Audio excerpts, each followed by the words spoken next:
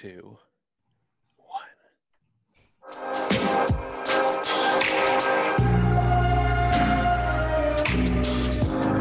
Welcome, everybody, to DAT Poker Podcast, episode 74, May 18th, 2020. I'm your host, A. Schwartz, alongside producer extraordinaire Roscoe Coltrane.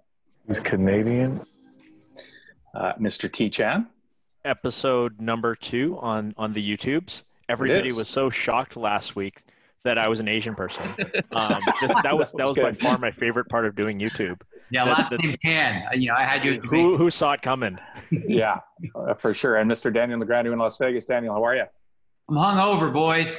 Oh, real. Yep, no joke. It's the first time I've had any alcohol in like 6 months, and it was our first wedding anniversary. So I prettied up all the house, did the thing you see in the backyard. That was my wedding suit. I got all dressed up, did some champagne, hot tub, Bellinis, vodka, just went for it, It was my cheat day, whatever you want to call it.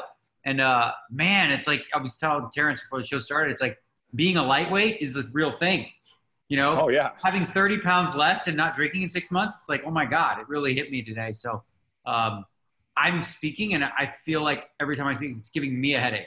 It's like I'm too loud. I'm going to keep it quiet. But it was awesome. It was well worth it. We had a blast. It went perfect. She was happy. I did one other thing that I recommend for other people. It was an idea that someone brought to me. Throughout the entire year, I made notes, like little love notes to her kind of thing about our first year, things that we did, all that kind of stuff. And I saved it for the whole year, every week, or I would check in and write something. And then I, gave it all to her today. So it's kind of like a record. Oh, wow. Sweetheart. They're romantic, huh? What a You're doing this. You're nailing this husband thing pretty well so far in year one. I like it. We're doing great. Yeah. Are we going to have a little Negreanu running around next February? I forgot to mention for those people that had the over on 1 year, your ticket cash was minus 125. Cash the over. You can parlay. Actually, you can parlay that now. The 2 and a 3 year combo on. I don't know what. There's a couple sites that are throwing up a line, so you can continue to bet. I personally, if you want some inside info, we're a gambling podcast. I would bet the over. Because I think, we're in good shape. But kids. We just talked about it last night in the hot tub. We're talking about. We're still considering. Not considering. We're going to adopt for sure. Okay. And the process for adoption is a lengthy one, and it's not as smooth and as easy as you'd like it to be. I mean, I feel like we are about as ideal of a, couple to be able to adopt. I mean, like my job, if you will, allows me for a lot of home time, as you guys know, to be a dad, and the same with her. So and we've got plenty of support, and, I'm not poor. So, we should be a good candidate. There's a problem with the Sabat character hanging around the house all the time, though. That might cause you an issue. Who? Your already adopted son, Eddie Sabat. I know it's like he came before the quarantine just for a visit for a week to Vegas or whatever. He was playing a couple side events, and then the quarantine happened. He's still here. Did you put him in a hotel last night? How'd that work? No, so we were he was good. He was playing his tournaments online and away. He actually got me a drink while I was in the hot tub. I was buck naked, and so was she, but we don't care. It's like whatever. It's not a big deal. She nice. So it was fun. It was a good night, though. We got really good use of the house. I played some pool with them, had some drinks. Before she came down, I was like 4 drinks in, which is we were just going down like water. Maybe because I was mixing them with water. I don't know. Was it 4 that did you in? 4 is just too many now? Oh, God, no. 4 is the starter kit before dinner. Oh. And then we did the thing, too, where like the top of the cake from the wedding. I don't know if you guys did this, but you freeze it for a year and then eat it today. Okay.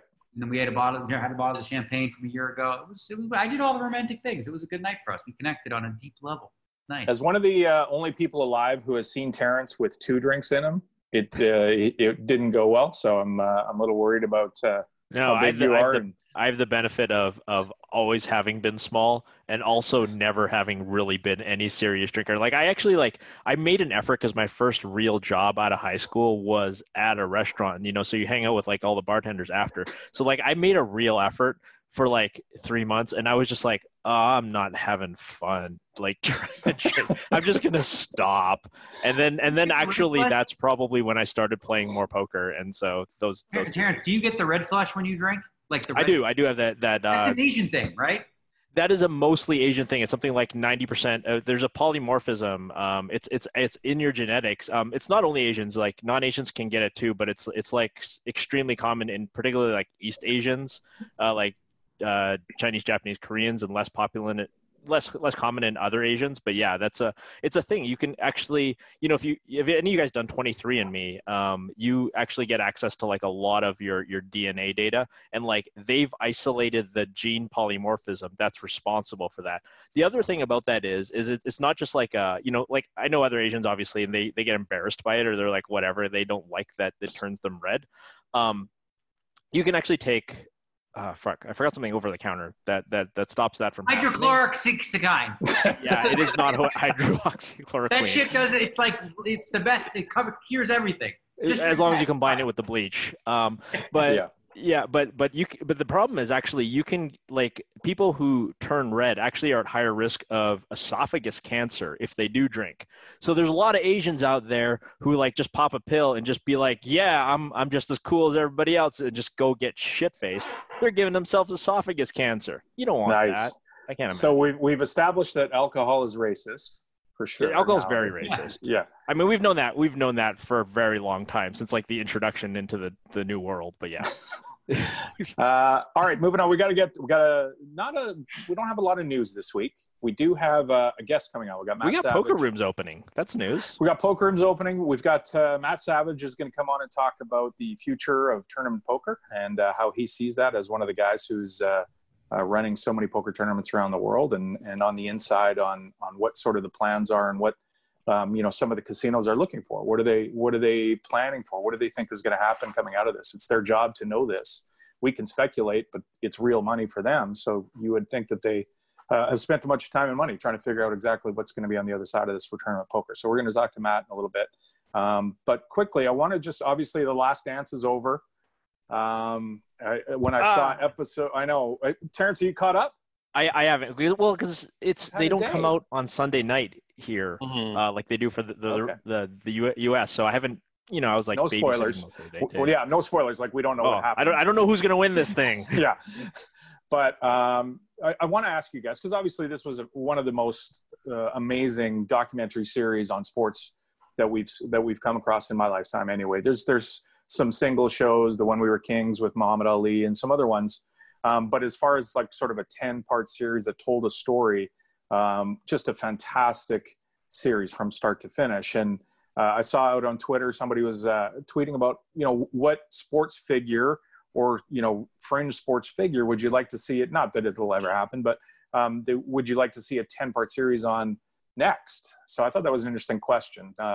Some of the ones I said, Evel Knievel was one of the ones I thought would be an amazing 10-part series. Some of the stuff that has rumored to have been going on with Evel, as far as the gambling and the golf and the crazy stuff, would make amazing television.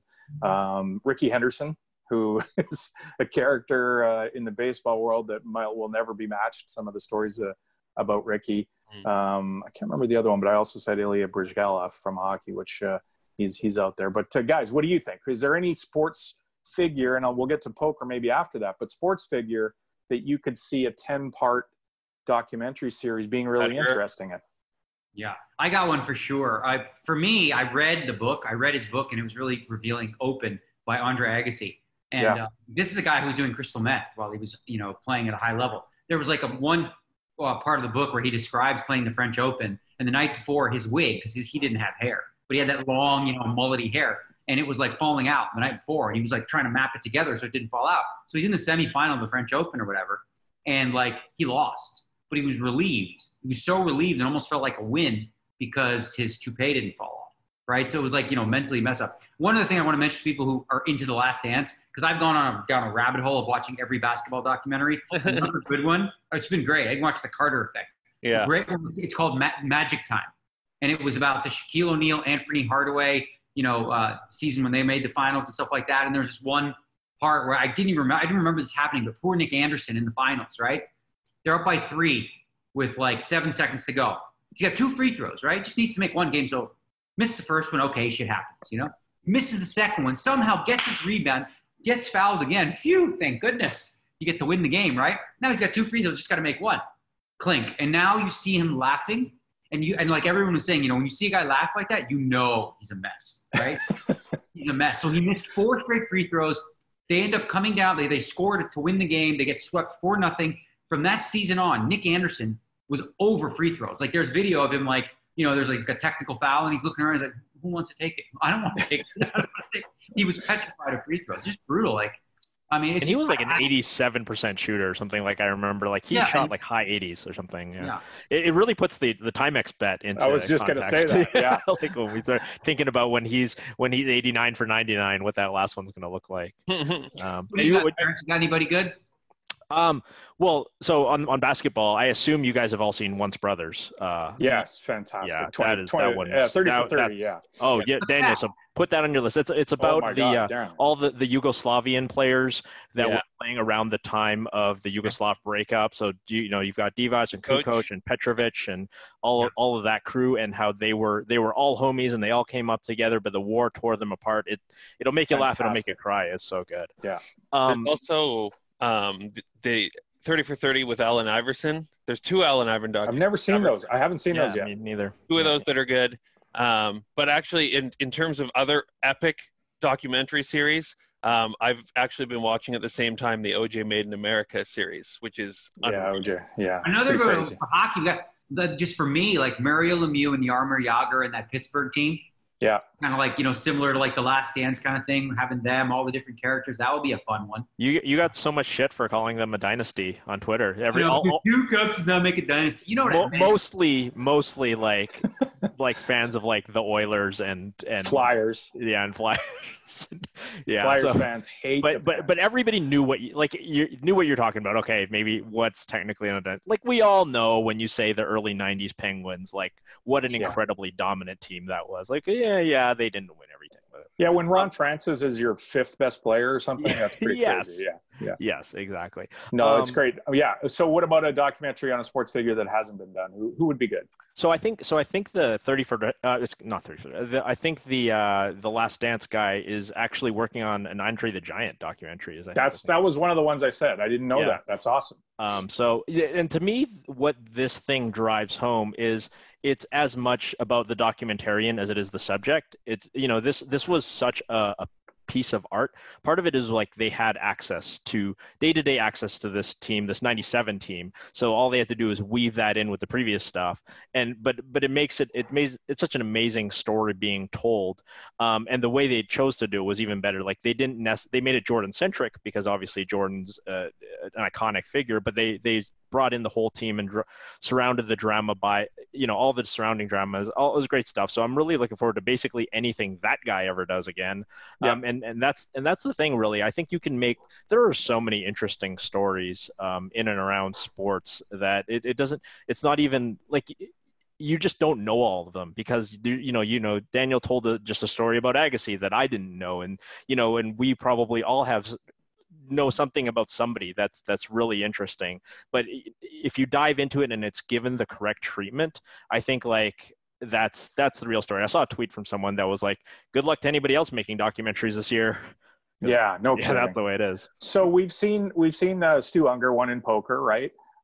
Is there another poker player outside? I know the obvious answer is Doyle, but is there a couple that you can think of, both of you guys, that would make good a documentary series in this fashion? Daniel, what do you think? Oh God, I mean, it's like I told you when I watched this whole series, all I see is Phil Ivey.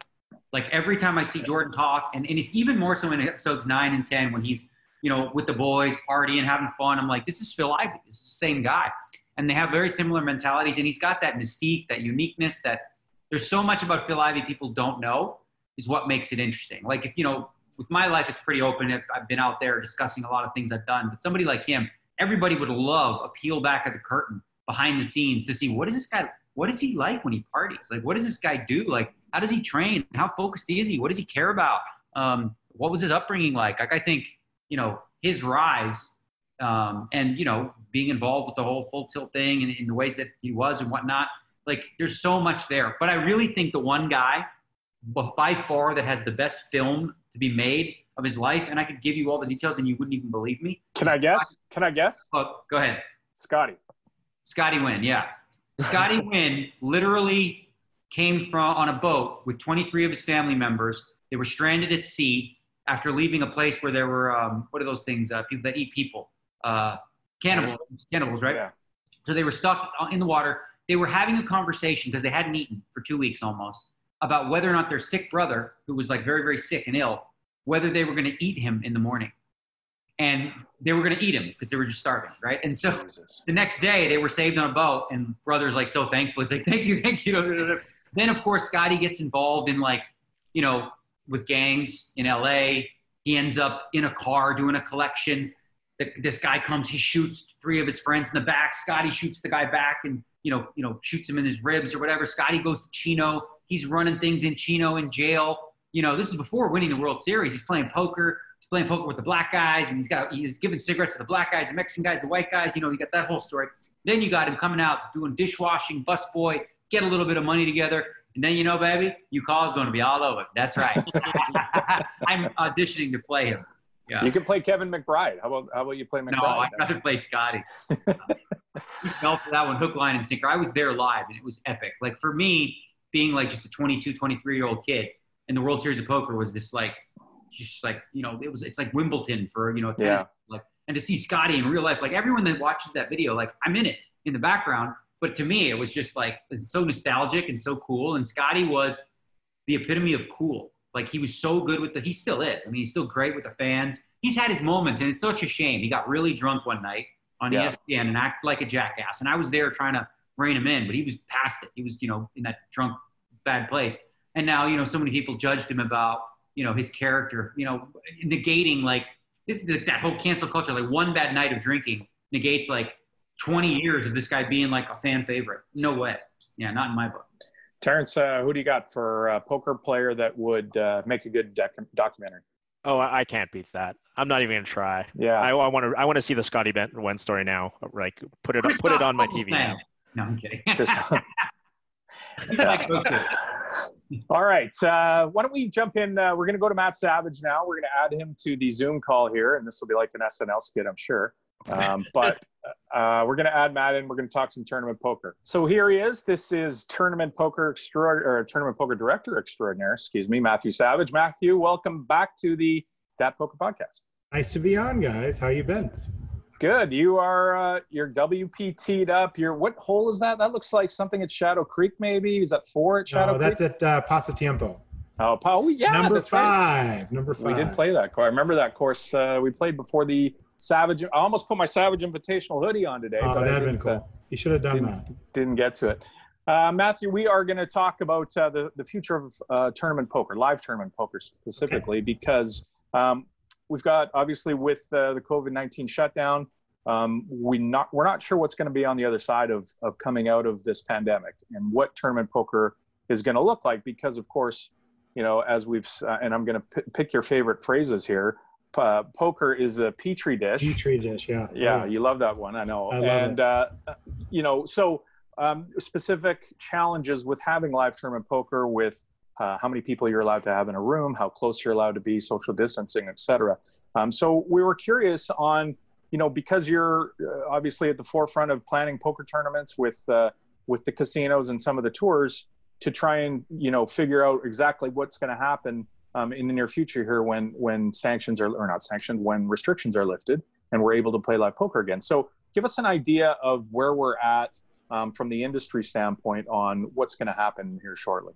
Well, it's going to start with live poker, and it's going to start this weekend. There's card rooms opening up this week. There's a casino in California opening up 9-handed this week on Thursday at 10 a.m. And then the Florida poker rooms, I believe, will be opening shortly after that. I know that Best Bet in Florida is opening on Friday at 10 a.m. They're going to be opening 6-handed, and they'll have some precautions in place. So I know that the live side of poker is going to open probably long before tournament, but I think that live poker is going to be opening sooner than people think. And the Hard Rock also, I noticed in Florida, was opening as well. And, you know, some of the precautions with plexiglass, we've all seen the tables on Twitter and circulated on the poker news sites. Obviously, that's not cheap, right? And the infrastructure to sort of build that out to a 100-person poker tournament starts to get expensive with, you know, because who knows how long that's going to be necessary. Is it going to be, you know, 3 months, a year, 2 years that this is going to be necessary? So it seems like a sort of a financial problem as well for casinos. Well, only because we don't know how long it's going to be. So that's the real thing, that nobody really knows much about how long this is going to take. So yeah, the fact that that's going to happen for the live games, I don't really see it happening for tournaments as soon. So hopefully we have some kind of vaccine or something that's going to come up that's going to be able for us to play proper poker tournaments where people are going to be able to travel as well when those travel bans are lifted and things like that. But for right now, I really think it's all about live poker more than anything else, you know, as far as the live poker aspect. So what do you think a best case scenario is for tournament poker? You know, realistic best case, obviously best case is, hey, everybody comes back, we play like it was before, but realistic sort of best case as to when tournament poker will begin again, rather than just cash. And, you know, when we'll be able to play large field tournaments that you've been a part of for so long. Well, there's already rumored to be a big tournament happening in the fall. We don't know if that's going to happen. We don't know anything really about that. But obviously, we're all hoping that there is no second wave, as they say, and that we are going to be able to come back and play big tournaments like the World Series Poker, which is, you know, projected to happen in the fall. I think that's going to be, you know, as early as possible. I don't think it's going to happen anything before that. And like us for the World Poker Tour, we're just getting prepared for whenever it does. You know, our casino properties are opening up in live venues and live aspect first. And then as soon as they're ready to go and run live tournaments, we'll be ready to do that as well. So there's going to be a lot of extra cost, obviously, when you start running poker tournaments again. You know, we're reading all of these regulations and guidelines of casinos and places that are opening up. You know, all the extra cleaning, all the extra sanitizer, extra washing of chips, and bringing in setups. And Adam even talked about the idea of plexiglass windows, whether that'll happen really in tournaments or not. But I wanted to ask you, like, is this a situation where, you know, potentially the costs, you know, so much labor is involved in running a poker tournament already, you know, and you know this better than anyone, is it still going to be worthwhile to run poker tournaments, given how much like extra manpower you need and how logistically difficult, and the fact that the field sizes really might not be there because not everybody's comfortable returning to the poker room? Yeah, I don't think it's going to make much sense right away, and especially if it has to be four-handed, as they're talking about. You know, I think that the value of a poker room, it diminishes greatly if you have to run reduced rake or four-handed. So, you know, it's almost impossible to run a four-handed tournament. So if that's kind of the restriction we're going to be under, it's going to be very tough. But if you get up to six-handed and more, I mean, like I said, they're already talking about nine-handed poker in some parts of the world, in some parts of the country. You know, the King's Club has opened up, and, you know, as soon as we see these things start to open up and see how it, you know, reacts, I think we can move quicker. If there's no outbreaks or things like that, or the numbers don't spike as they're talking about, then I think we can move a little bit quicker and hopefully get back as soon as possible. But, you know, later in the year is when I see poker tournaments happening. Again, the live poker, I think, is happening sooner. Now, Matt, sorry, go ahead, Daniel. Quick one. So, I'm curious because, like, we saw the, you know, Nevada release this idea that, okay, at a craps table 6 people, at a poker table 4, and I kind of laugh at it because it just sort of seems kind of arbitrary to me. Like, do you think it matters much? I mean, you run a lot of tournaments. Do you think, I mean, obviously you're not a scientist or a doctor either, but like, that it really makes much of a difference if we're playing 6-handed or 8-handed in terms of, you know, the spread of this with, you know, everyone passing the same chips and cards and stuff? Yeah, I don't know how it reacts. All I know is that, you know, from what I've heard, it's viral. So I think that obviously masks, in my opinion, are going to be helpful for this. You know, as we were getting towards the end of it, at the end of March, and, you know, people were already seeing numbers come up in the United States, we never really saw an outbreak in poker. You know, why is that we never saw anything happen in Vegas or on the East Coast or on the West Coast? Like, as far as I know, I haven't heard of a single poker player that got it from playing poker. Have any of you guys? I haven't, no. No. I mean, a couple It's poker unclear players because got we it. didn't have good contact tracing in February. Like, we didn't really know where people got it in January and February. No poker player that I know, you know, outside of Doc Sands and Frankenberger and Victor Ramden, they all got it, but they didn't get it from playing poker. They weren't playing poker when they got it. So, you know, are these measures that we're going to be taking, the sanitizing, the masks, the, you know, plexiglass, all that stuff, is that going to be able to help stop the spread? I don't know. Like Daniel says, I'm not a doctor. I don't know, but I think it's something that, as Carolyn Goodman would say, we got to go find out. Well, well, you are what you are. You're not a doctor, but you are a tournament director. You get to create the rules of any tournament that you play. On the issue of masks, it's actually like a surprisingly divisive issue. A lot of people, you got these viral videos of people, they refuse to shop at Costco because they don't want to wear a mask, and then other people don't want to be around if other people aren't wearing a mask. What do you think I don't know how, we're pretty far away from this, but if there was a poker tournament that you were running and that you were in charge of, what would your policy be on masks? Would you encourage? Would you require? What would you do? Oh, if it was up to me, I think masks are the most vital thing. I mean, I think the gloves are problematic. I think it's tough to pick up cards with gloves on. The dealers couldn't deal with gloves on. For me, it's a very stressful time because I'm getting a lot of people, a lot of players, a lot of employees saying that they need to go back to work. A lot of poker players saying they're ready to go play tomorrow if the room's open. So, me, myself, I'm not really interested in going to a poker room tomorrow, but, if I'm called to go back to work, it's a decision I have to make. And a lot of poker dealers and employees are going to have to make that same decision along with the players. If the players go and decide that they want to go play poker, who am I to say you can't go do that, right? It's not up to me. It's up to whoever makes those decisions. Is it up to the casinos to make a decision to say, hey, we're not going to open because, we're being able to open, we're being allowed to open, we're allowed to open our business, so why wouldn't we do that? So I think it's going to be personal choice. I think it's going to be up to those people that want to decide to go out and do that. It's going to be up to the employees that want to go back to work. I think for sure, from everything I'm hearing, they're not going to need full staffs right away. So I know a lot of people that are not willing to go back to work right now. And I know a lot of poker players that aren't willing to go back and play right now, but I know a lot that are. And I know a lot of employees that are excited to go back to work as well.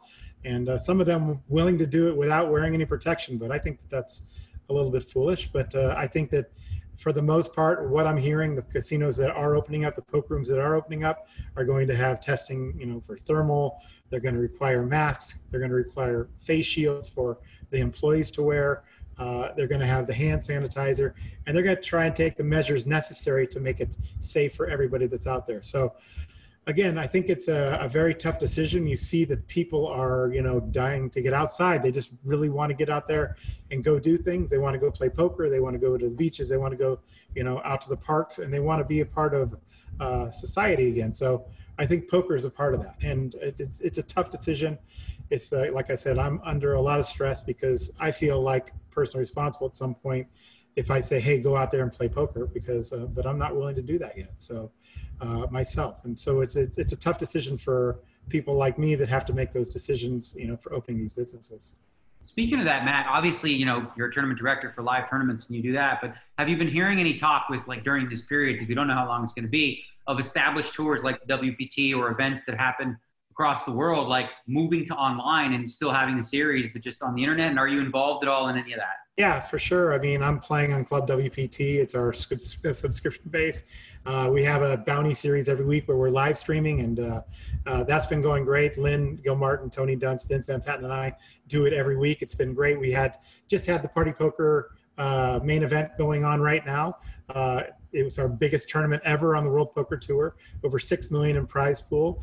Like I said, I know you guys are doing a lot of great things with online poker, but it's tough for us in the United States because we can't play on all those things. So it makes it more difficult.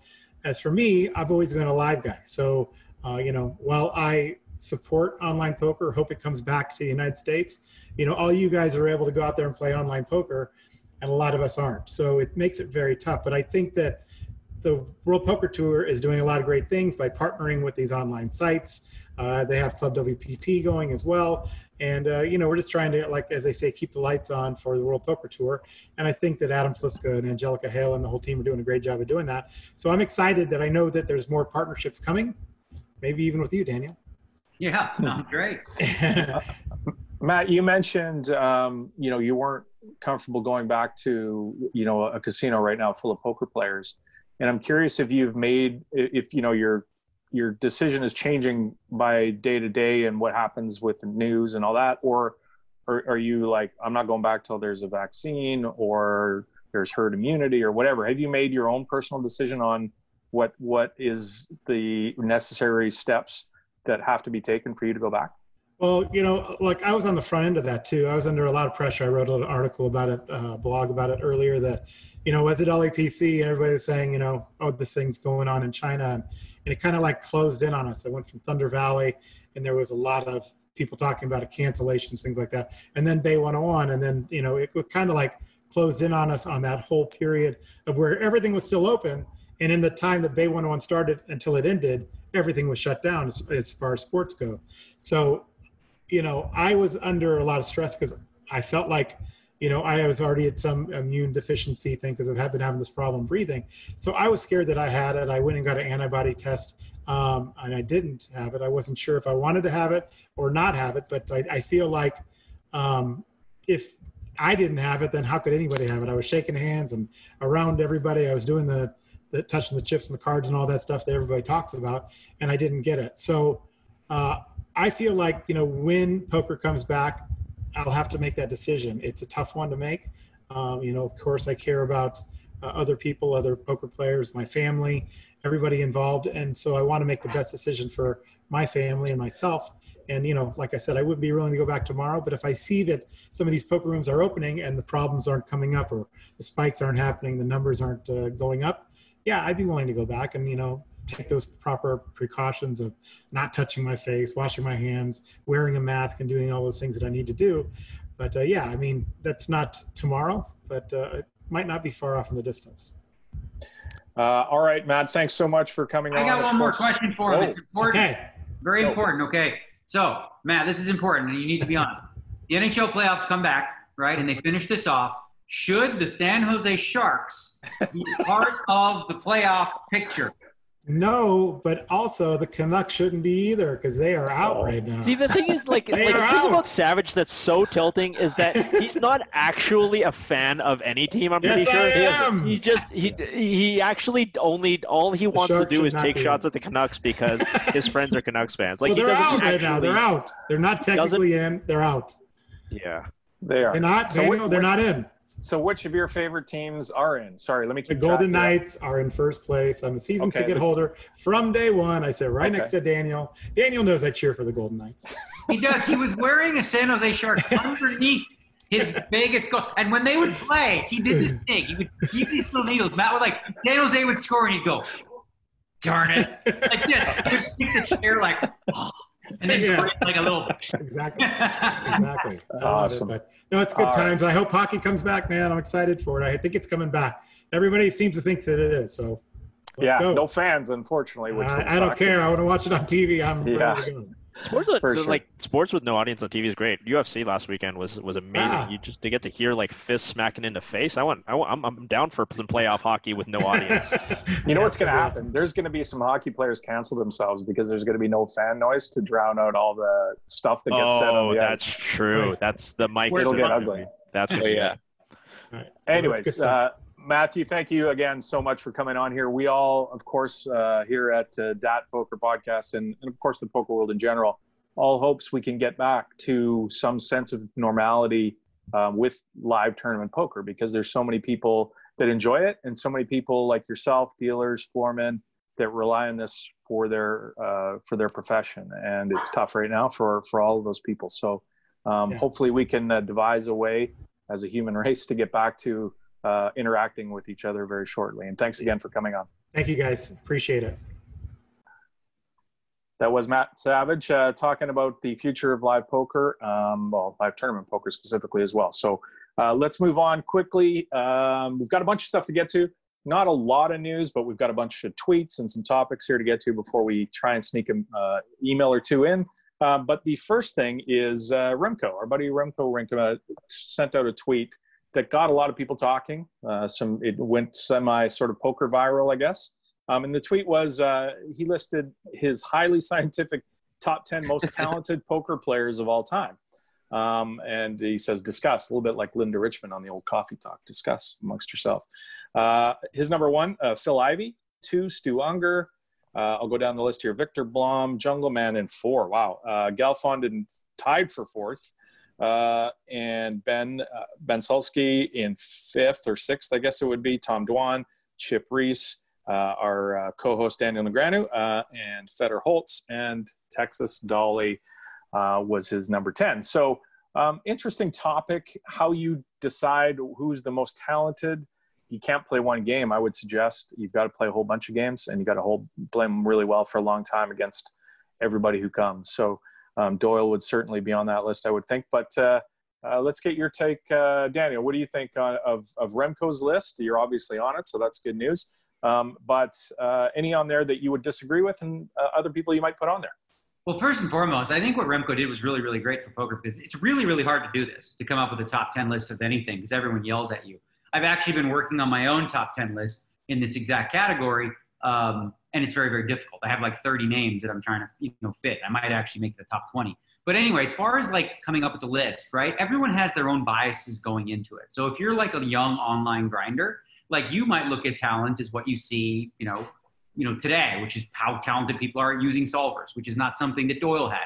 Doyle was tweeting back and forth on this, and Doyle mentioned that like the way in which Doyle figured out the odds of stuff was he took a deck of cards, okay? We started dealing. It'd be like ace, king against sevens. All right, 1, 9 out of 10. And he would just he would manually create sims from scratch, right? So for me, when I create my list, the topic of talent, like what is talent? And for me, talent is something like the way that I would describe talent is like somebody who thought or figured something out without being taught it. It just innately came to them. They had the current sense. They figured out something. They were doing something differently than everybody else that wasn't taught. So my list is going to trend older simply because if you're a young poker player today, the odds of you not being heavily influenced by pros of yesteryear or now, very, very slim, right? Back when I started, there wasn't a lot of people teaching poker.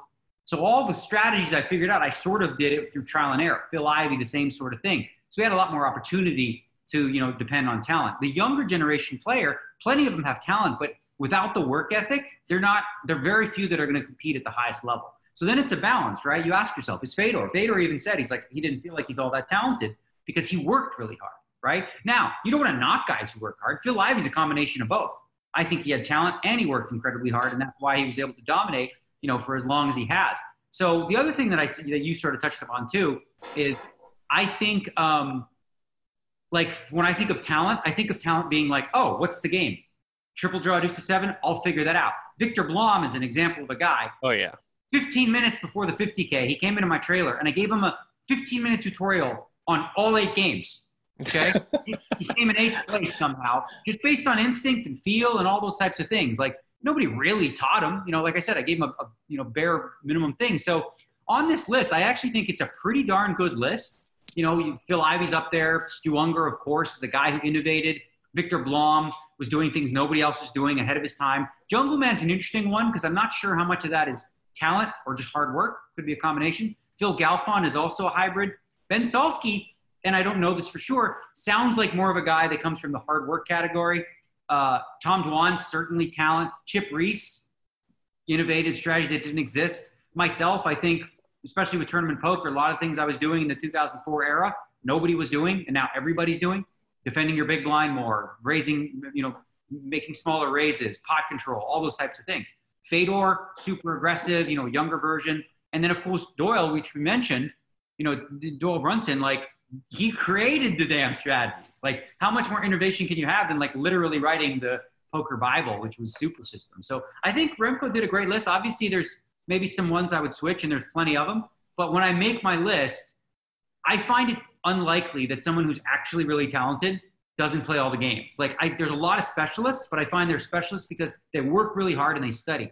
And poker is different now than it was back in Doyle's day, where if you're a student, you've gone through 4 years of university, you know how to cram for a test, right?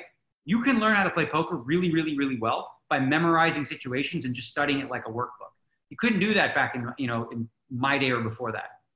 I'll say that. So you touched on a lot of things, but an interesting thing is this idea about being skilled in multiple games, but as opposed to being a specialist. It's interesting because the many of the better mixed game players that I know are also like the most hardworking ones that I know. Back in my crew that I hang out with, Bill and Jared and Matt Grapathy, like these guys who are the best variants of players, and like there was other ones, you know, I was a specialist, and other guys in our group were specialists, and we didn't work particularly hard at all. Like we just got good at a variant, and we were like, this is lazy, but I could print money at it, so I'm just going to keep playing at it. Now, you know, that's not talking about the level of these guys, but one thing I did want to touch on with respect to this whole discussion is a tweet I saw, and I wish I kept it because I don't know who I'm stealing this from, but somebody said, why are we going off of the assumption that hard work is not like an intrinsic part of talent? Like because hard work is part of talent. Like it is a talent. And then so we get into this conversation, and I know, Daniel, you said, you know, you don't want to knock hard work because hard work is important, and honestly, like if you were a poker player and you were to choose one, like, you know, guy A with lots of talent and guy B with hard work, and say I'm going to make one of these guys a poker player, you obviously choose the hard work guy, because that guy's going to at least be able to grind out a living. He may not be a world champion, but he's going to pay the rent. Real quick, just it's important to note that this list isn't the top 10 players, right? Right. So that's the important distinction. Like there are plenty of players that are better than these guys, but they did so through hard work. Yeah, and so when we talk about like why do we like why do we put like talent on a pedestal? You know, and it's an interesting discussion. So like, you know, you guys know I have a small child, and, you know, I read a lot of books about parenting, and they always tell you, like, you know, don't tell your kid that they're smart, tell them they're hardworking. Because if you tell a kid they're smart, they stop working hard. You tell a kid they're hardworking, it becomes part of their identity, and they keep working hard. And, you know, it's why do we mythologize talent in this way? Like, why do we say, like, oh, this guy's amazing, like he could just, you know, whether it's an athlete, right? Like, oh, this guy just sits on the couch and eats pizza, and he goes in and he drains 3-pointers, or he hits home runs, or he does whatever he does.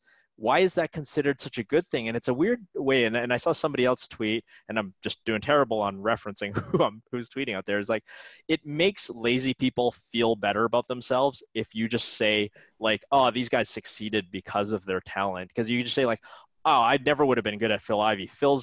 Ivey is so naturally talented, and that might be true. But Daniel, you also mentioned very hardworking guy. Most of the guys on the list are hardworking guys. I don't know if you've got 10 guys on that list, I don't know that you've got any exceptionally lazy ones. It's hard to do. So those are the two things that I had in there. You know, why is hard work not considered a talent? And then also, why do we put talent on a pedestal so much? Yeah, it's interesting, right? Because talent's like, if you were born with talent, then you didn't really do anything. Mm-hmm. It's just, you just were blessed with it, right? Like, I wanted to mention this one quote, because I remember Tiger Woods was asked after a round or something, like, why he practices so hard or whatever. And he's like, if I was as talented as John Daly, I wouldn't have to. So he looked at a guy like John Daly, who was eating donuts, smoking cigarettes, drinking Coke, and was crushing it for a while. Now, when I look at this story, though, I look at the John Daly thing, and he's like got all this talent. I look at it as sad, right? Imagine with this guy who had all this talent. I think that's what people look at. Is this, there's a sort of nostalgia behind, oh my God, this guy had all the talent in the world, but was such a mess up, such a screw up, you know? He's like the lovable fool, and there's a plenty of players in poker that I know throughout the years who had immense talent, were like super talented, but had demons. And we all pained for them, you know? We didn't look at that. We looked at it as a shame that you have all this talent and you don't put any work or anything behind it. You know, this gift you've been given and you waste it. So I agree with, you know, Terrence in that we're like, why do we put on a pedestal the idea that someone has something they were just blessed with, right? Like, oh, he's 7'2", which he had nothing to do with. So he's, you know, naturally good at basketball or whatever the case may be. Like, that's not the thing to applaud. What is Tiger Woods from 3 years old till whatever, hitting, you know, thousands and millions of balls. Andre Agassi, you know, hitting thousands of tennis balls back into the net. You know, that's what really. So let's pivot this. I'm not going to make you name 10, but who do you consider the hardest working guys in elite poker? Like, yeah, just so they study their ass off and everything. The ones that come off like the top of my head are people like Isaac Haxton. Mm-hmm. You know, so like Isaac Haxton is part of a group of guys who all really work really hard on, you know, using solvers and like breaking down, you know, the very minute mathematical aspects of poker. There's also going to be, you're going to find, I think, and here's the thing, I hate to speak about something that I don't have intimate knowledge of as much, but like in the high stakes online cash game arena, right? Oh yeah. From what I've heard, guys like Linus Love and these guys that are like trying to emulate GTO bots, right? At 86. They're working I mean, they have to be working countless hours on their game to stay amongst the, you know, the top players in that genre. I know in the super high roller tours, like circuit, there's groups of people that, you know, the Germans for a while, like incredibly hard workers. Like I think Christoph Vogelsang would be somebody who would also be on my top 10 list for sure, maybe top 3, top 2. But it would be the guys, I think that like, and this is interesting because we romanticize John Daly, right? Ah, look at that. He can drink beer, smoke cigarettes, whatever. You know, like, but then we look at the bookworm who studies and who's like, oh, I've analyzed the swing, whatever. I'm like, yeah, whatever. He's like, he's not cool. John Daly's cool, right? So like, you know, Bryn Kenny, who's like an old school gambler, like, oh, that's cool. Christoph Vogelsang, who studies whatever, that's nerdy, that's boring. That's kind of a perception, right, that we have. And you know, it is unfair, but I do think there's something to like people having you know, an admiration for the guy who just, holy fuck, look at this guy. He doesn't even try and he can beat people. I'm curious. I was going to ask, like you say that Ivy's super hard working, but I obviously don't see Ivy studying Pio Solver, running. Ivy was hard working. You'd be wrong there too. But Ivy's like incredibly hard working because all he did was play. Like right, he didn't care what. He'd Thinking. be on the break of the tournament, and I remember when we were playing the World Series of Poker. Like he'd be playing in a 10K tournament. We'd go on break 15 minutes. He'd jump on to full tilt and play 4 tables for like 15 minutes on the break, and then like, you know, go back out there. Like he was constantly in action, constantly thinking about the game. You look at also too, like a guy like Bryn Kenny, and I listened to his interview on Remko. Like he genuinely, like it's a sense of pride for him that he doesn't study. He goes on to that. It's like he does. He's like he brags about the fact that he's never seen a solver, right?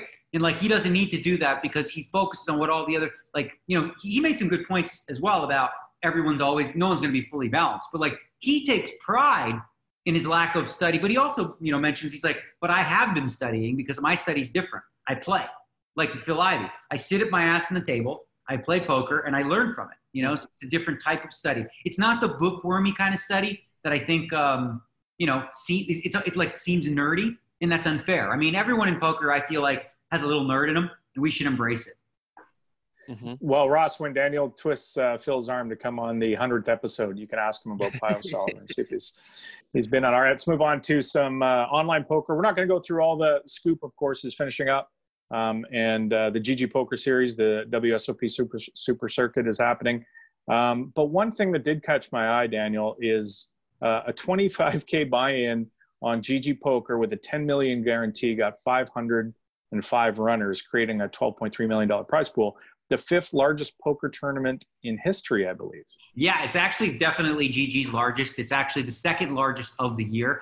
I want to give you guys just a little rundown of a couple key points from GG this week, because it's been an action-packed madness week. Like Sunday itself, even, you know, on GG Poker was madness. It was also the case. It was probably the biggest day in online poker because all the sites were running big events.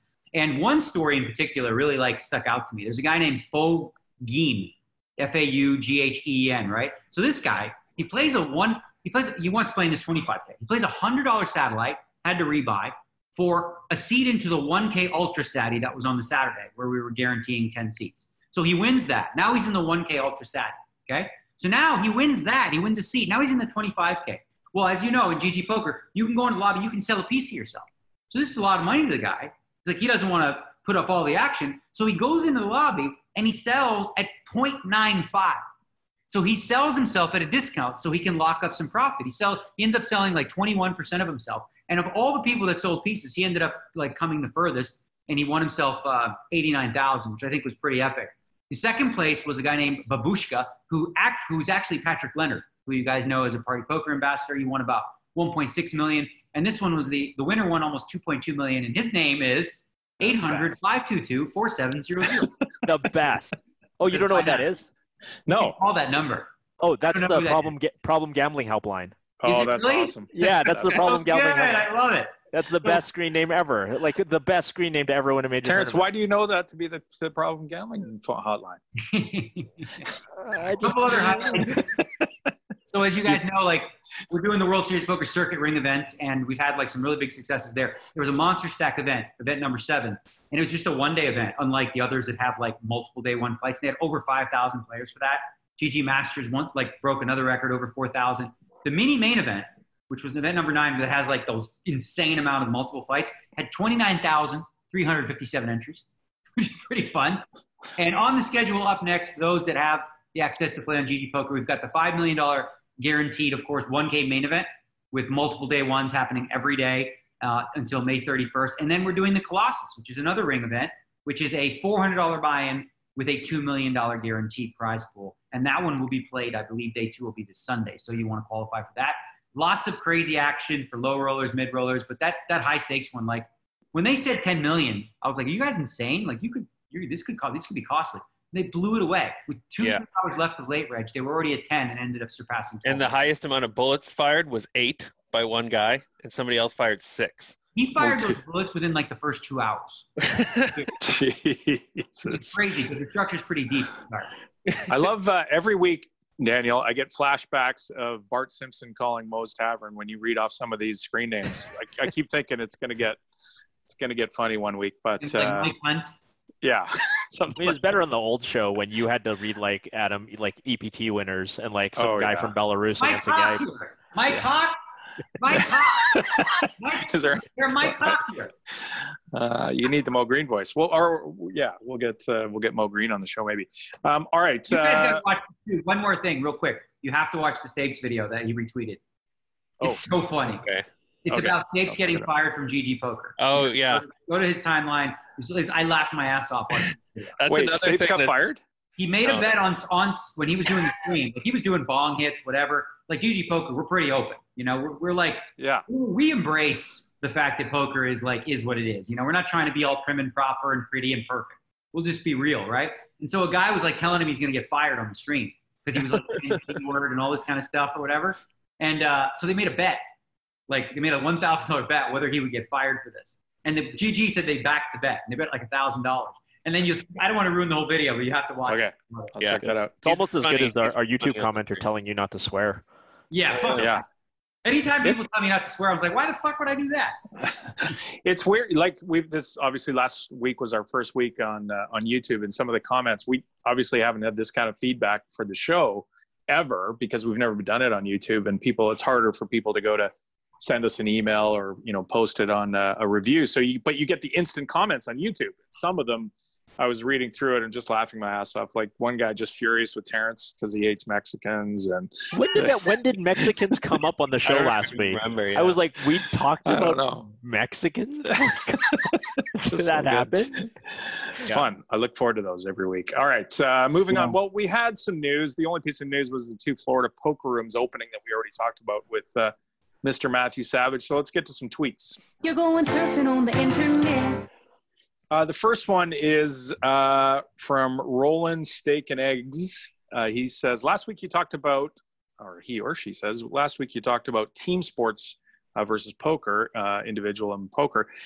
In the spirit of entertainment and growing the game, could a doubles format exist for TV? Example, 4 teams of 2 on one table, table talk and hand signals encouraged. All plays into your overall strategy and opposition sign stealing. I like this. It's a good idea. Now, there has been team poker in the past. However, it hasn't had the, signage and doing all kinds of fun stuff as far as that goes. Anybody like this or dislike it? Or has it? Because I've got 2 stories for this. Because this is really, like, as he's asking the question, I'm like, oh my God. First of all, Caesar's Palace, we did sort of like like a Ryder Cup version of this where we played alternate hand. And it was like pairs, like it was me, Team USA Canada was like Helmuth, Doyle, me, Phil Helmuth. And we played like, Phil played pre-flop, I'd play flop. He played turn, I'd play river. And it was so tilted because like he would check back flops like, fuck, why are you putting me in these spots? You could just take the spot on the flop, right? But that was one thing. There was another thing I did, and I was like so uncomfortable about what to do here. We flew to Cardiff. It was actually a Party Poker sponsored event, Mike Sexton, the whole thing. It was going to be like an Olympic type thing, right? Where they had 2 pros and a soccer player. We had Jason Voss, Canadian, right? Because we were playing Team Canada. If you're familiar with it. It was the 3 of us, and we're playing against Team Australia or whatever. But the format, I looked at the format and I was like, Mike, this is all about collusion. And he's like, yeah, but it's like, I'm like, you're promoting cheating. Like literally I have to tell Evelyn, okay, if I bet 525, that's a bluff. If I bet 500, it's good because you're trying to all that mattered was like winning the table. So there's 3 of you and 3 of them playing against each other. And I was like, this is a terrible idea. But I'm like, I don't even know what to do here. So and like Tony G's team, Australia, where they were fucking killing it because they had all their TikToks. They're putting you in the middle. They're doing all kinds of shit. It's like why are we doing this for TV? It was so crazy. It was just like a poorly thought out idea.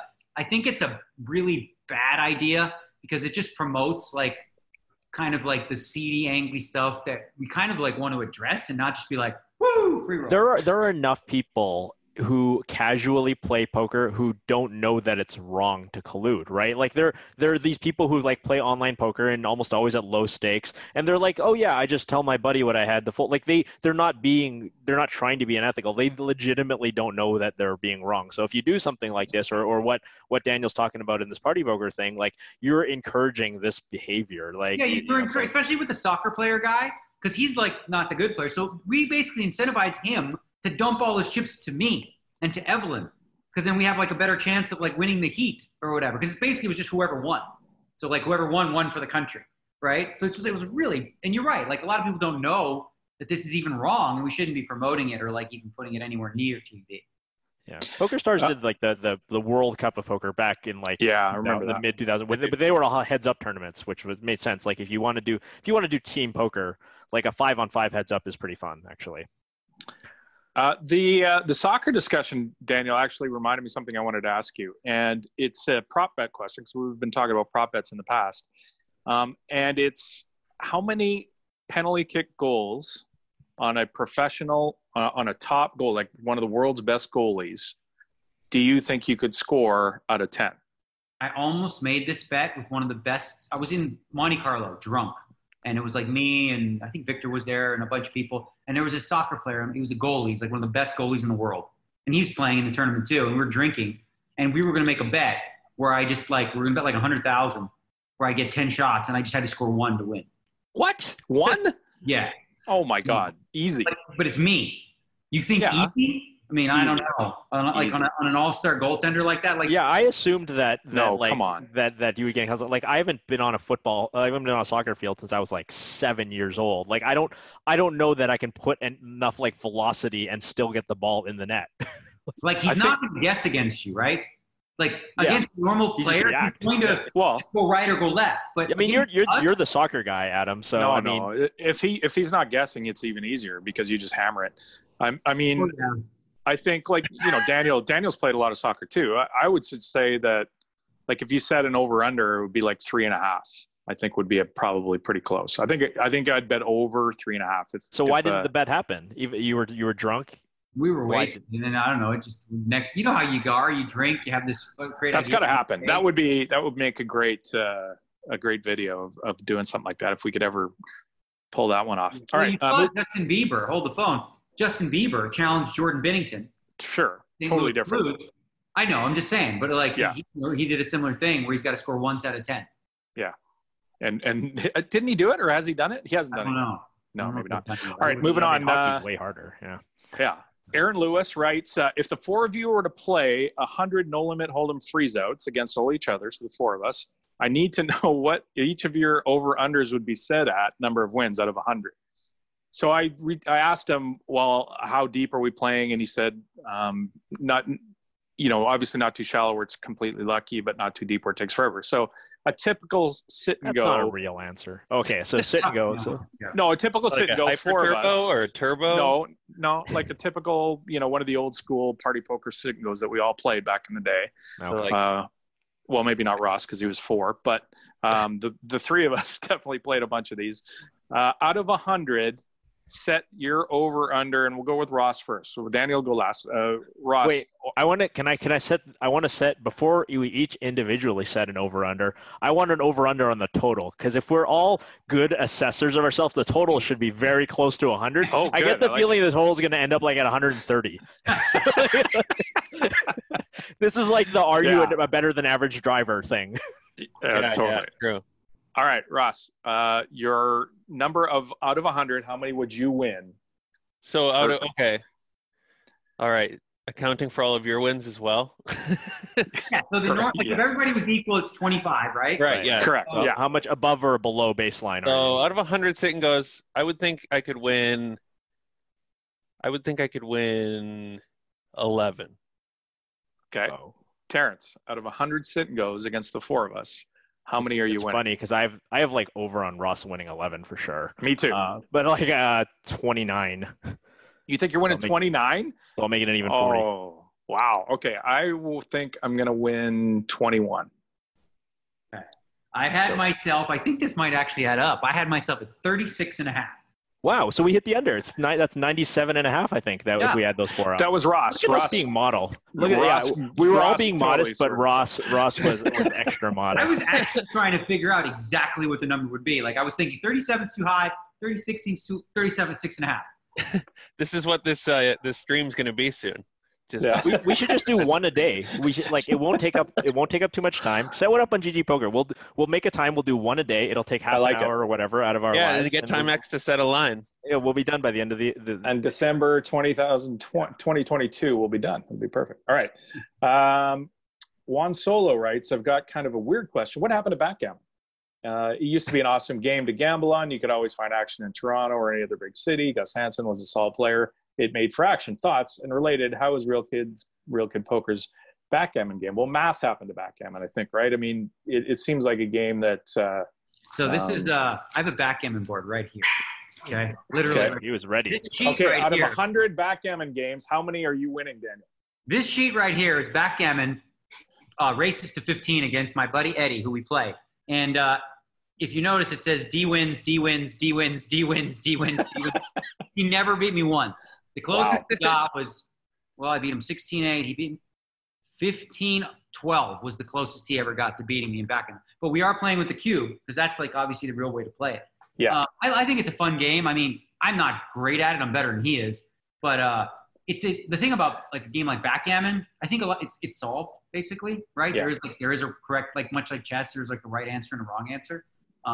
So that's why like online, it doesn't really, you're not really going to play online against people because like you don't know if they're just like playing perfectly, It's like playing Chinese poker. That's why that's why when like online sites wanted to like have events like All In or Fold or Chinese poker, games that can be like easily there's a correct answer, they don't really fly all that well because, it's the biggest thing is the doubling cube, right? So people knowing when to refuse and accept doubles is the big. Yeah. That's what complicates it even more.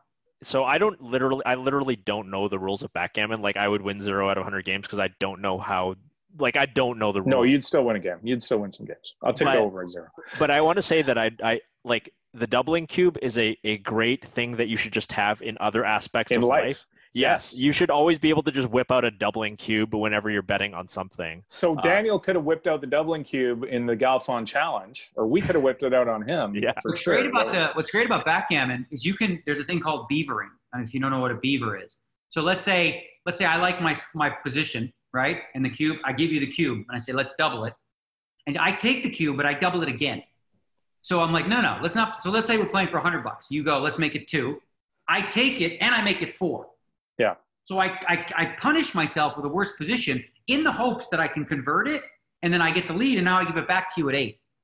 So that's called like a beaver. Like basically, if I think Terrence gave me a bad cube, or like he shouldn't have given it to me, then I would beaver it, keep it, because keeping the cube is really, really like valuable and important. Sure. Like late in the game when you're racing at the very end, if you're in the lead, you just give the guy the cube, and he's just like, oh, all right, you win. So you fade the like late game bad luck. If you need like a double, they say the only way you're going to lose is if the guy rolls a double. Okay, you're betting two units. You're like, oh, well, I'm not going to chance it. Make it 4. Game's over. Yeah. Moving on. Scott Johnson writes, casinos in Arizona open up on Friday with all of them basically having lines to get into them. With everything opening up, we shall see if there's a severe spike in, I'm assuming he means COVID, in 2 to 3 weeks. If not, do you think casinos will lower restrictions? I still don't see World Series 2020 being played this year. Well, yeah, excellent question. It's, we're not virologists or anything like that, but I would say that, casinos certainly have legal issues here, and their lawyers tend to draft a lot of their decisions with this kind of stuff. So if there is a spike and they're open to some liability of some sort, then I think you might see some increased restrictions or some, maybe poker goes away or something like that. What do you guys think? I think a lot comes back to like contact tracing and what happens. So like if you played in a poker room and you end up with COVID and you end up in a hospital, or you don't end up in a hospital, is there somebody there asking you like, hey, where have you been like the last little while? And if that person is asked that, are they going to tell the truth about having been in a card room? There's all kinds of reasons why somebody might not want to say where they were for the last 2 weeks, or even be able to retrace all their steps. Maybe they forgot they went to the poker room and then potentially infected other people. Like, so this is obviously why contact tracing is important for society at large, but of course we can't, that's a bigger topic than we're going to talk about here. But will we even know that there is a spike emanating from casinos or from poker rooms? Obviously, if casinos are opening up in a particular place, like other businesses are opening up in a place, casino is obviously not considered an essential service. So, you've got a lot of other things. So, they won't necessarily be able to attribute any increased number of COVID cases to that poker room or that casino or anything like that. And until we, even if we get some really robust contact tracing, there's a lot of stories out there now of people trying to do contact tracing and calling people and getting them, and they're just not getting honest answers from people for lots of different reasons. And so, that's the concern, I think, with things opening up. All right, moving on. Scott Adamson says, in the new NHL, is there room to have an old school crash and bang line? You see teams like the Leafs sometimes struggle against a team that's more physical.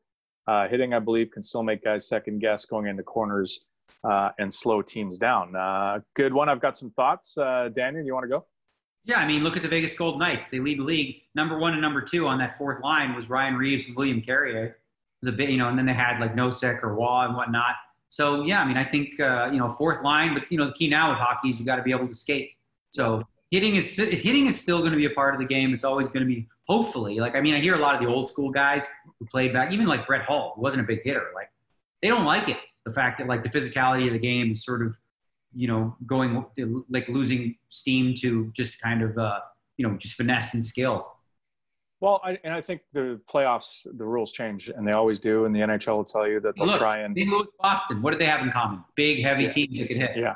Yeah. Although you probably couldn't have a line with, Thornton and Gregory Campbell anymore because they can't skate, like you mentioned. I mean, I think that the games, even in those years since Boston, their fourth line was so dominant against Vancouver for sure in 2011 and moving on. You don't have room on a team anymore to have one guy who plays 6 minutes a night. And it's just like there, just like the movie Goon or whatever. Yeah. You don't have like the just pure goon that just doesn't exist anymore. And a lot of teams don't even have an enforcer. They don't have anybody who's like a big tough guy on the team. They just don't even bother with it anymore. Well, you got to be, like you said, you got to be able to do everything. And look at Tom Wilson, who can score and hit and is physically intimidating. He doesn't just bring that physical aspect. He brings everything else. So it's guys like that are the new sort of guys who dish out the physical aspect of the game rather than, like Daniel was saying, one guy who plays 6 minutes and runs around all. Now it's team toughness more than anything else. All right, Scruff Puff 212, or Terrence, did you have some thoughts or do you care? No, I barely watch these days. Well, the thing is, I only watch the playoffs, right? So. Hit him in the face. That's all you got. In the face, yeah. Scruff Puff 212. Places like the Commerce will always be poker player friendly, but what about casinos that have it just as a loss leader, slim margins? Do you see timelines and rules being different for these two type of establishments? That's a good question.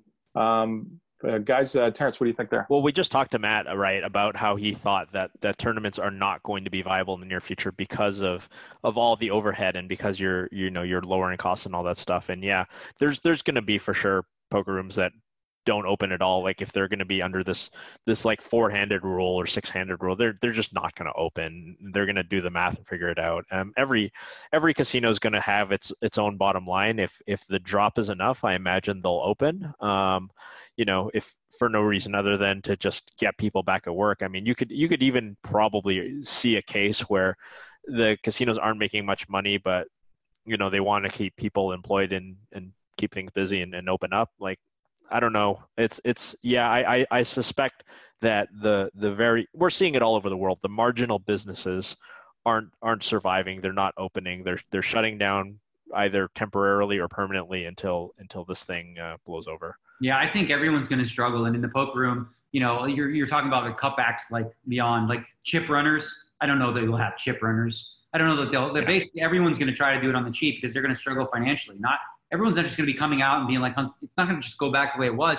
And even if people did, there's all these limitations on number of people. So then when you have less customers, you have less revenue, then you have to have less staff. So I think like we're going to see not just in poker and the casino world, but like across the board, people that are lucky enough to have a job are going to be doing the job of, maybe 2 people. Doc Sands tweeted, not caring what others think is a competitive advantage. To which Paul Smith replied, good stuff. You should unblock Shane Schleger on Twitter. I don't get it. What's the history there? The history between Shane and Doc. Shane was pretty outspoken about all kinds of things like drug use and things like that. And I guess Doc... He crack cocaine. I mean, he wrote a really good article, actually, about the time he used crack ain't whack. Crack ain't that bad. It just gets a bad rap. Yeah, he wrote a really lengthy, thoughtful article on it, but I didn't know if they had beef or something. They might. I don't know. I just think it's funny that, not caring what others think, and then you block people on Twitter. So that's... there you go. Phil Galfon writes, I struggle in limit games as a big bet player, conceptualizing being good the 1 out of 14 times needed to call. How can people decide if going to lunch is worth a 1 in 100K chance of a family member's death? I guess my point is that the world needs limit players to tell us what the fuck to do now. Should I run for office? Yes. Interesting point about limit poker though too, right? Because like, one of the, I mean, at least in the Bobby's Room game and the big players, like a lot of the formats are limit. And like when you are often getting 10 to 1, 12 to 1, right? So it feels like if you're just a math guy, you just call. But like the really great players find ways to like, even though they're getting 10 to 1, find that, okay, so I only need to be correct 10% of the time, but I think I'm only going to be right about 5 or 6%. Usually if it's roughly close, you shrug. Like in Limit Hold'em, it's pretty much, for the most part, shrug and pay off the river. Like, it's such a statistical nightmare when you incorrectly fold that most people just don't want to avoid that. But the great players find little ways in which they can and that's to a no limit mind. They're like, how could you fold getting 10 to 1 ever? It seems nuts. Terrence, how could you fold getting 10 to 1? I've made a hero laydown in my life, but you try not to talk about them too much. And the other nuance of limit poker is the other side of it is when to make your thin value bets, and I think that's actually where the great players make their money even more. A lot of the time, you can get caught up in a situation where you're value betting too thinly, and now you're value owning yourself because the only thing you get called by is a better hand. That's a concept I think no limit players are familiar with a little bit more, but like exactly where the lines are is the part of nuance of being a really good limit player, because everybody can bet 2 pair and hold them on the river, right? Like everybody can bet the nut low and a pair for high in Omaha. It's when you're really on the margin that is where you make money. Our buddy Scott Wilson tweets, and he's got a picture, of course, of the table, the COVID poker table with the plexiglass stations for everybody. And his caption is, if you can't spot the sucker at the table, it's probably because the glass is fogged up. These plexiglass tables. It's weird because I'm looking at the image of this plexiglass table, and it's like it's framed above the table in that sort of that kidney bean shape that poker tables are, but there's nothing actually separating the players themselves or the players from the dealer. Like it's not like a plexiglass thing with spikes coming out of it, where so there's actually no separation. It's just like a shield that seems that's mostly protecting, as far as I can tell, the pot. The pot is not going to get COVID. Matt Affleck, he of one of the worst bad beats in the history of the main event, tweets at us a new segment idea for the podcast: best online screen names. Have listeners send in screenshots or best names they see on the felt. Sometimes screenshots better because the avatar helps. That is a good idea. I like it. So if you guys see a screen How about the name, GG one where the guy put the gambler's freaking hotline phone number? That's hard to beat. Good. I sent you guys one the other day. Yeah, so that's good. And anybody out there, if you want to tweet at us and you see a good one and you think it's funny, and this will be the Moe's Tavern moment of our show for sure. But send us the funny screen names that you do see on Twitter, and we'll get them into the show. The last one is from Mike Mattisau, our resident guy we make fun of fairly often. But he tweets, "Please help me, math poker people.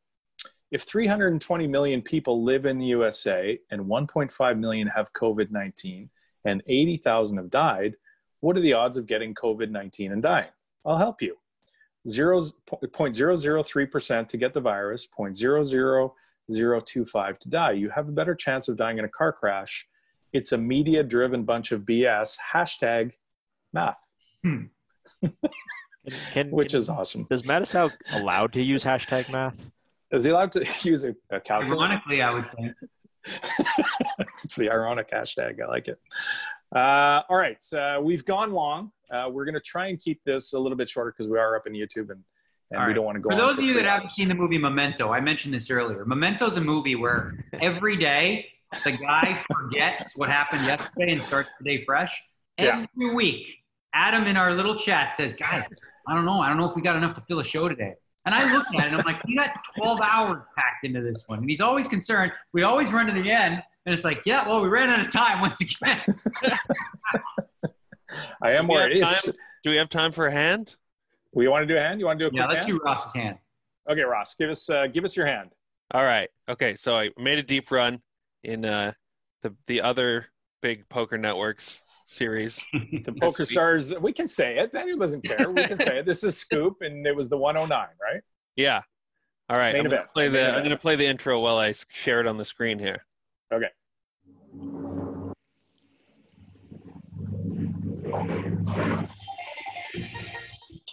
Good old Roscoe. Sure glad he's all right. Listen, boy, you gotta pick your spots good. You gotta make hay while the sun shines. Hey, good. Yeah. You dipstick! It's time for a Roscoe report.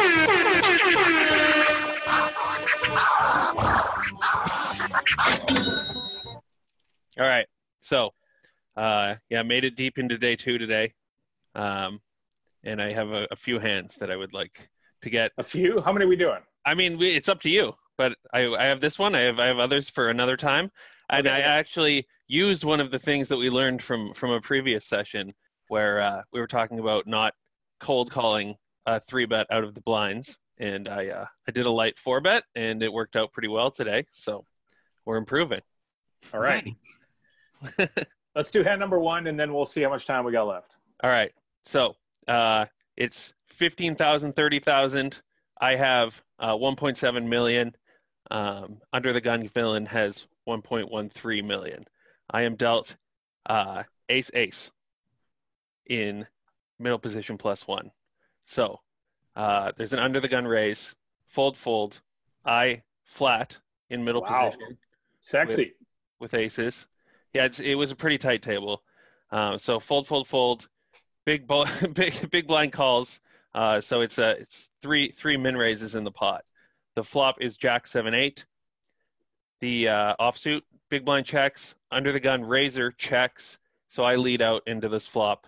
It seems like, there's a lot of cards on the turn I don't really want to see, and I can start betting for value.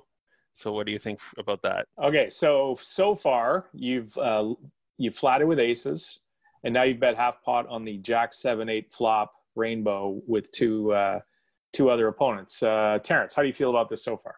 I do not like the pre-flop flat. I mean, there's a time where I did this. I think most of the work that I've seen indicates that you should not do this. That you can pretty much just 3-bet all your pocket aces for almost every stack size, like other than maybe very shallow. I don't think we're shallow enough here, especially since you're, I don't think we're shallow enough here to make this flat. I would prefer 3-bet pre-flop. I disagree very strongly. Very strongly. I actually think that it's very, very difficult. Okay, so if you're going to flat at all, ever, if you're going to do any flatting whatsoever, and you're never flatting aces in a spot like this, then you're just playing your hand way too face up, right? So from a balance perspective, what I prefer having happen, though, is more short stacks behind you. It doesn't look like anybody's all that short, because when there's a lot of short stacks behind you, that call can open up, opportunities for squeezers who have ace-9, ace-8, stuff like that to just jam, and then you can pick up bullets that way. So I don't think you should always flat aces here, but I think, depending on game flow and who the under the gun raiser is and stuff like that, if you feel like the under the gun raiser is someone who's really nitty, then I actually would re-raise because they're way more likely to have a hand like kings or queens that are going to get it in with you pre-flop, right? But then when you do slow play them, you have to really like adjust your mental view of the way the hand plays out, right? Like a lot of people who, when you do slow play, you see that flop, and you're like, holy shit, what do I do now? And then like lose your mind, right? Like I really don't hate. You know, you mentioned that like there's a lot of bad cards that come on the turn, and I agree there are a lot of bad cards for you. So I don't hate some percentage of the time checking back the aces on this flop, right? And then like you really under-rep your hand, you're going to get weaker hands to bet the turn for you, and then you can pot control. So if the guy has like, you know, a jack or something, he's going to bet the turn and maybe bet the river, and you collect bullets that way, but you do it carefully. If you get check raised on this flop, what do? Like, you know, you might get check raised by, you know, 8-9, some backdoor flush. You might get check raised by king 10. You know, some people might throw some bluffs in there, and then like what, you call, you find yourself in some really bad spots. So I don't hate the bet. I probably would size, I think the pot, so you made 60, 180, there's like 200. I probably would have bet a little bit less on that flop. It's my standard C bet. Not terrible to bet 100, but I probably would have bet closer to 60 to 70, like the pre-flop raise. Have some checks in there. Again, I think like if you're the type of player that isn't 3-betting a lot against under the gun openers, then you can't really 3-bet the aces. Because then hang on. I want to ask one thing. How important, Daniel, is it to have your flatting range balanced in this specific spot in a tournament, in this tournament spot specifically? Right. In tournaments where you're playing with people that you don't play with that often or that don't know you that well, it's less important, right? Because there's not like a longevity. But if you're, say, for example, you're playing regularly in high rollers, or you're playing with, you know, a similar group of people, you know, then it is going to be kind of important. If you do want to take some flops with queen jack suited, jack 10 suited, you know, pocket 8s, pocket 7s, the hands like that, then it's important to have some hands in there that are traps. But so here's the thing. So I'm sort of looking at like my 50 BB charts, you know, multi-way here. And the thing is that like, yeah, like this is how I used to play as well. I had the exact same line of thinking, is that if I have any flatting range at all, then I have to have aces in there to protect that range. But if I look at a mixed strategy, like you have to think about, it's not just about like how can this guy actually exploit me if I never have aces in my range? And it's unclear to me what happens. Like the people behind you, you could say, oh, these people behind you can like just bluff you off it by hammering with ace 4 suited with their ace blocker, and they know you never have aces, so ha. But like once in a while you're just gonna have jacks, right? Like and you know you're just gonna pick off that 3-bet. So what? Jacks are still very vulnerable, and you're out of position most of the time. Well, but what I'm saying is like you're getting them to put in a whole bunch of money with like their bluff versus your jacks or your queens or whatever. So you know those are the hands that I think you're protecting. So I just don't understand like what the exploit is if you're under the gun and I'm the middle position guy and I flat you and you're just like, well, he doesn't have aces. Like that doesn't give you a full strategy for playing pre-flop. That only eliminates like one or even maybe two possible hands from my range. So unless this flop is coming deuce, deuce, deuce, I don't really see that you're going to dramatically outplay me post-flop. You're also looking to maximize value too, right? So there's two ways you do that. One, when you flat, like you might get some squeezers behind you who do that. The other possibility is like you allow your opponent who has a hand that may have would likely fold with 3-bet, like ace 10, ace jack, to flop something, and then you flop them pretty dead. Obviously, some of the times you're going to get your aces cracked, and that's the risk you take. But far too often, if you have a really tight 3-betting range from this position, the under the gun player is just going to fold far too often. Yeah. So then you're just basically you're winning the open raise, and then you're winning the antes, and then you're not getting any further action on later streets. I totally get what you're saying about trapping the squeeze, but I think the squeeze is hard when you have 2 aces, right? So like getting somebody, people tend to 3-bet squeeze with their like ace X hands for obvious reasons. And so when you have 2 aces, I think aces is like a bad hand to target those squeezes. And that's sort of, I think King Queen has been a very prevalent of late in the last year or so. People are squeezing King Queen a lot, King Jack Queen. And they're also squeezing a lot. Like I've seen a lot of 7-8, 8-9 suited squeezes too. And those are just bad though. The King Queen makes sense. The 7-8 suited squeeze is just terrible when you can flat. Well, not if they work. Right? If I know that you're a player that never can have aces there, and you're far more likely to have jack 10 suited, 10 jack suited, and I can play any 2 cards. But it won't work because I still have queens and jacks, like often enough. Well, what are you going to rejam pre-flop or just let me see a flop? I mean, at 50 big blinds, we're probably just sticking it in. Like, Right. So with you queen. pick that up. Yeah. Yeah. You're not going to get further. If you're just going to jam it pre, then you're not getting the added, post flop value. Yeah. Which is All right. So let's go to the turn here. Ross bets, and the under the gun, the original raiser, who checked the flop, calls. He's the only caller. Turn 3 of hearts. So it's now Jack 7 8 3 complete rainbow.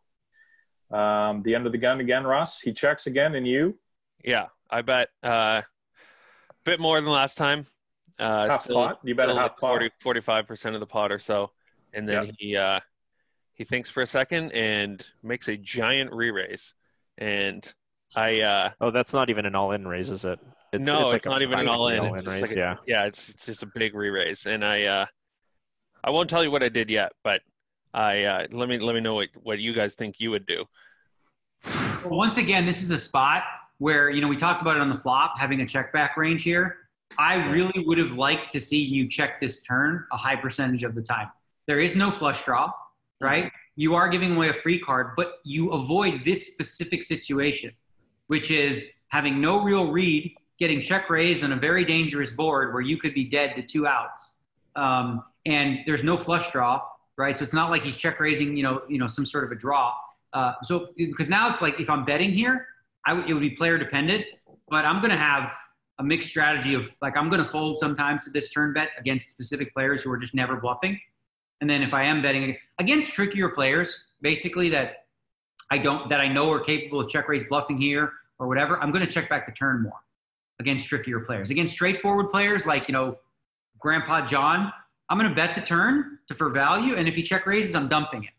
Just going home. He's got 9-10 suited. He's got a set. He's got something beat. And you can do that. It's harder to do. It's actually, that's an exploitive strategy, and it doesn't work really well on great players because great players will punish you if you bet turn. So basically, it's important to have a check back range. You have to have some strong parts of your check back range.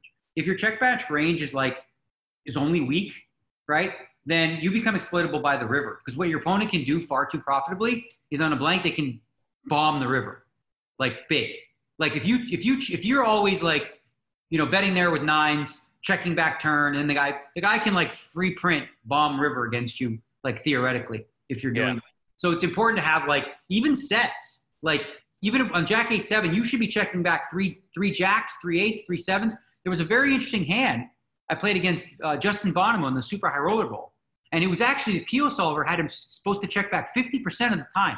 It was a hand where he raised with jacks, the flop came 9-8-4, right?